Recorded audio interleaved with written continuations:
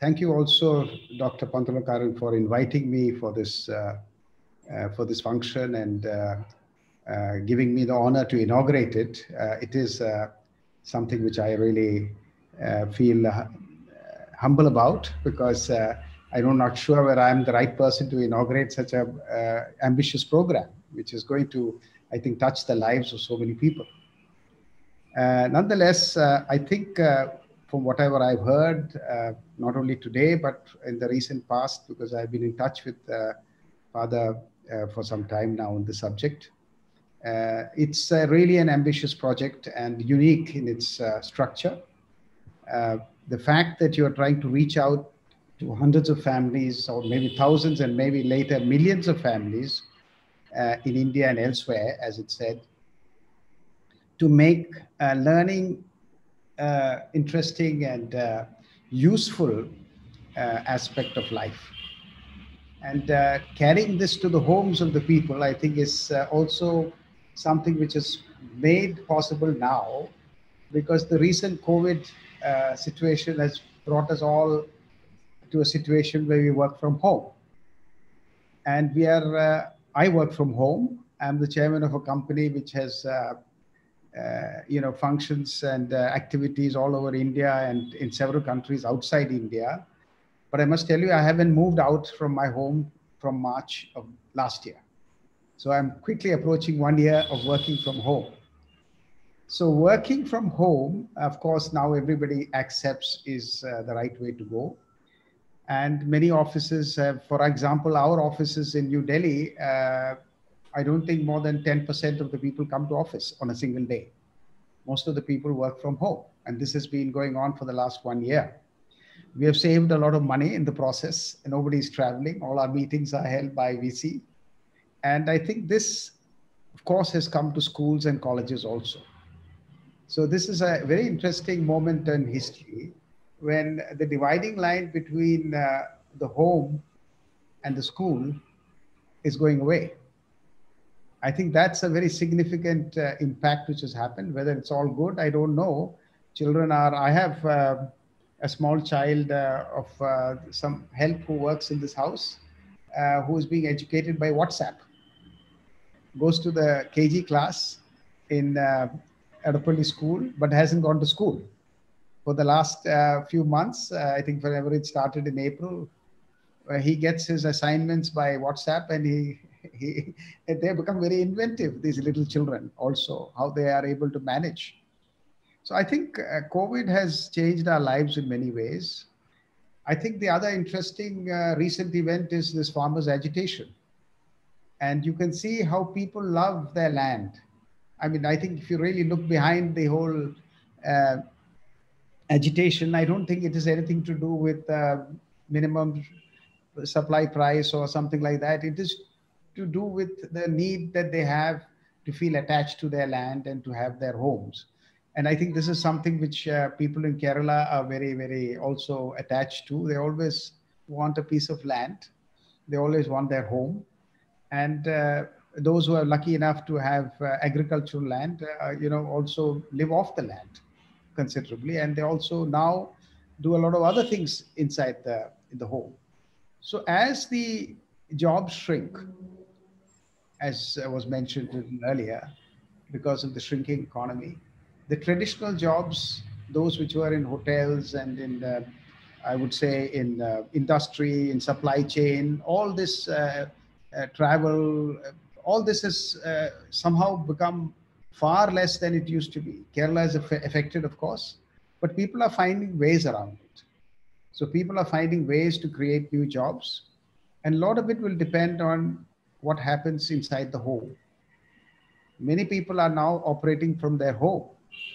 What used to be before restaurants, people are now delivering to, making home deliveries, but the cooking and everything is done at home. So there is a big change which is going to happen, and it's not far off, that a lot of production will take place at home. I'm talking of industrial production. It will no longer be necessary for people to go to factories. They can make a lot of their products at home. It is possible to have designs transmitted over the line, over the net, You can have small machines at your house which are non-polluting. And the whole family, perhaps children, father, mother, grandfather, grandmother, everybody can take turns working on a lathe, perhaps. You know, they work only a couple of hours in a day each, and they go do the rest of it themselves. So you can actually have a much greater increase in productivity and production than which we originally imagined. But in order to reach there, I think this initiative, which is really unique, in as much as you're trying to train the children from maybe the KG class onwards to become entrepreneurs and to become innovators. And I think this is something which I think we should all contribute our might to. And I think the volunteers who have, I heard this is going to be volunteer driven. And I must say that it's a great effort by all the volunteers who have joined this mission to spread the teachings and make them, as he calls it, interesting learning capsules or learning nuggets, or everything becomes a learning event. And if you can introduce that, I think half the battle is won, and COVID would have been defeated, because we would have created the loss created by COVID would have been completely reversed. And so I am very hopeful that the recovery is not going to take place in 10 years, but in much less. Maybe in 2 or 3 years, you'll see things happening which we never thought would happen before. And I think this is an initiative which has come at the right moment, because we have to get the whole family involved in this. And I think you have done a great job to plant the seed, I would say, which I'm sure others will emulate later. But with the rich experience of the Rajagiri Media Center in creating training material, I think this is something which would be highly appreciated by the public at large. Before I go further, I should tell you a little bit about STEAG, because you might wonder, what is STEAG? STEAG is actually a German energy company. It has its headquarters in Essen, and it owns and operates something like 11,000 megawatts of power plants all over the world. In India, we have a subsidiary which was created in 2001. It has now 1,600 full-time employees and about 3,000 on long-term contract. We are primarily in the energy sector, and we are quite active there all over. What is our interest in this whole subject? Quite by accident, I happened to meet up with Father Pantulakaran somewhere, and then he had this idea of setting up a Center of Excellence for Smart City Technologies. And I was very happy to be able to assist in that. So STEAG actually has funded and is supporting the STEAG Center for Smart City Technologies at Rajagiri. This is focused on providing the students of Rajagiri Engineering College, the college is attached, engineering, the MBA program, the social studies, to give them a place where they can convert their ideas into proof of concept or into prototypes. And it has a place where, it is a place where we have all the machines, we have the instructors, or if you might call it mentors, and all the capabilities are available to ensure that anybody who has an idea can freely walk in there, no charges. He comes there, he can spend his weekends there, he can spend up to midnight there if he wants. It's a casual place for people to meet. Of course, Corona has made sure that it's not possible that freely now, but the whole idea was that, and it was being used in that manner. And we would like to extend this concept to the home. We have also doing a lot of online programs on innovation and capacity building in innovation. And I think this this idea which Rajagiri has got of this pedagogy for creativity and for innovation, transporting it to the home through volunteers, is something which we would like to very much encourage, participate, and support. So this is something which I thought I should let you know. I think it has a great influence on those families which are in the rural areas, particularly. The rural areas, as I said a little earlier about the farm agitation, they're very attached to the land. They have places where they can experiment on growing their own food, growing their own fish. They can do a whole lot of things which maybe people in the city cannot do, where entrepreneurship, where innovation, all of this can come from what was originally a very historic, idea to the farm place.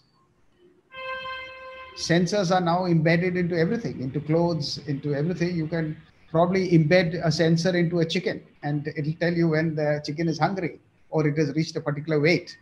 Or you can embed sensors into the ground and it'll tell you what is the requirement for water and you can adjust that. So all these things are not unknown. They are there. People are using them in many places, but they haven't become commonplace in India. And it's possible that with the very low prices of sensors and things like that, which are now available in the market, young children would be able to automate a lot of things in their homes. It doesn't require too much of complicated knowledge for them to, they just have to have the idea. Having done a similar exercise for the engineering college students at the Smart City Center, I think what are the soft skills which are needed should also be focused upon.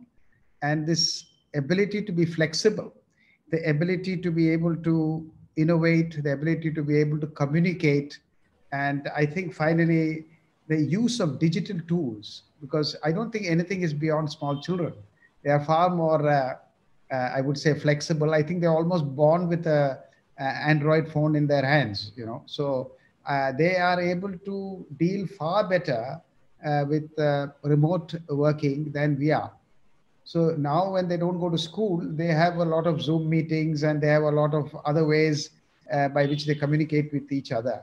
So I think it's also necessary that the pedagogy which you have should in a way consider all the ways by which you can actually make the children more flexible, more communicative, because one of the things which is going to be a casualty of having to work from home is communication. The ability to communicate with each other will be severely restricted in much as that it is only by telephone or by WhatsApp. And now there are a lot of tools available, which we thought were only useful for, shall we say, adults, but they are very useful for children too. And I think you can seamlessly adapt them. And we have those tools at the center. So I think we'll be happy to collaborate with Rajagiri Media to maybe work out something which would be useful. Having said that, I think one thing is becoming clear, that all the things which we thought were only possible in factories, robotics and what we call industry 4.0 and things like that, will all reach the home. And the children will be very much part of that home, which is already highly connected. And I think you would be losing a huge resource which is available, because we normally don't get into the workforce till the age of 18. Now you can have children into the workforce without violating any laws, because they're only using their brains. They're not going there out in the open and getting into factory-like situations. So they'll be at home. So I think we have to recognize the immense potential which this country has, because of the large percentage of the people, if I'm not mistaken, a little over 500 million people under the age of 20 or so, which means there are a large number of children which are available who can become part of this economic growth, which we think has been badly affected, but can be really brought quickly back to a very fast growth rate if we harness the potential which children have, without, as I said, violating any of the laws which are talking about non-use of children for productive work. But they can all be as they were in the past. I think I would also like to congratulate the people who had the vision, Father Pantulakaran and the Rajagiri School and the Rajagiri Media for having thought of this very entrepreneurial activity. And it's not easy to train the trainer, but I think you have because what are you going to train on is also something which is still being formed, and it's also very dynamic. So it's a challenging task, but I wish you all luck in this and wish you all the best. I hope that with the kind of background and experience which you have had in the past, and this 1 year of having to forcibly work online, all this will become much easier than we thought it was possible. So it's with great pleasure that I would like to declare this program inaugurated, and wish you all success. Thank you very much.